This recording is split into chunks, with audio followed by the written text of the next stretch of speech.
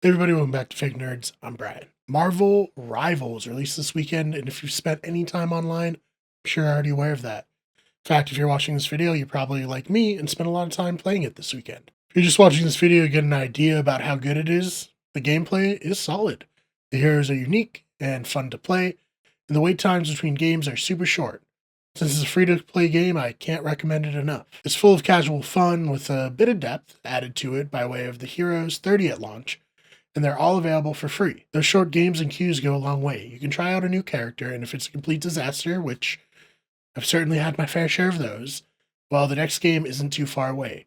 The characters are the best part of the game. I already mentioned that you don't have to unlock any, and there's no hero queue. There's just one limit per team, so even if a hero you want to play is picked, there's so many good ones that you're not going to be too upset. Plus, at least for now, it's unlikely you're going to get too bored since there are so many options for you to choose from.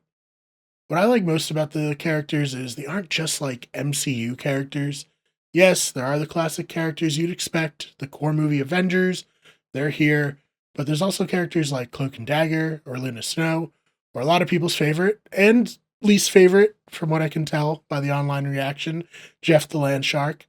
So it doesn't feel just like a movie advertisement or a game made strictly for corporate synergy like, some Marvel projects do.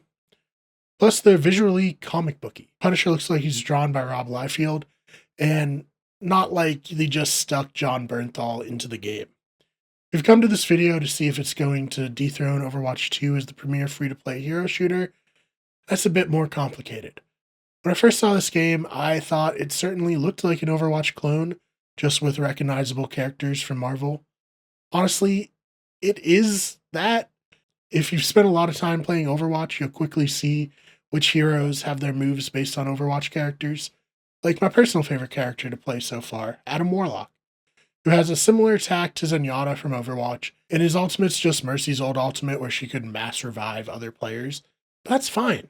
They're different enough where it doesn't feel like a complete ripoff, and the game does a good job of adding things to set it apart. For example, having heroes interact with one another in special ways called team-ups. The aforementioned Adam Warlock can team up with Mantis or Peter Quill and pass on his ability to revive himself to fellow Guardians, which I think is a genius move. Rocket and Groot can team up, Hulk and Wolverine have a play on the fastball special. It's a lot of fun. Most importantly, it feels different than Overwatch.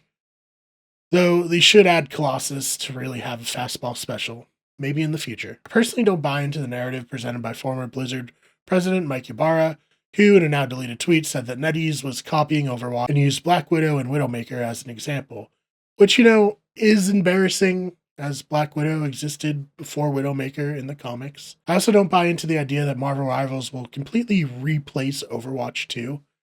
They're different enough that they can coexist.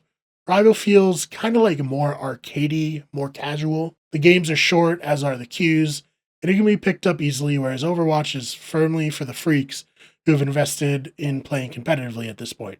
And I say this as someone who plays it quite often. These two games can coexist the same way Dota or League do, or like Counter-Strike and Valorant. What's most exciting is that they should be able to push each other to do better, which is always a good thing for players, and is something we should all be rooting for, because in the end, it will be better for us, the players.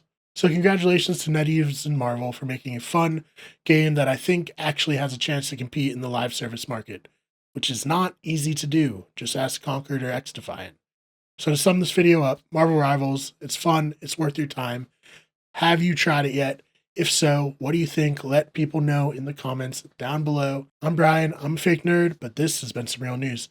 Thank you so much for checking out the channel. Make sure you subscribe to Wicked Everything, Those Fake Nerds, our sports channel, Wicked Sports, and our podcasting channel, Better Radio, as well as following all of those on TikTok and Twitter and wherever you can find us. The links are in the description. Just go there. Really appreciate you watching, and I have to get back to playing Marvel Rivals. So, till next time.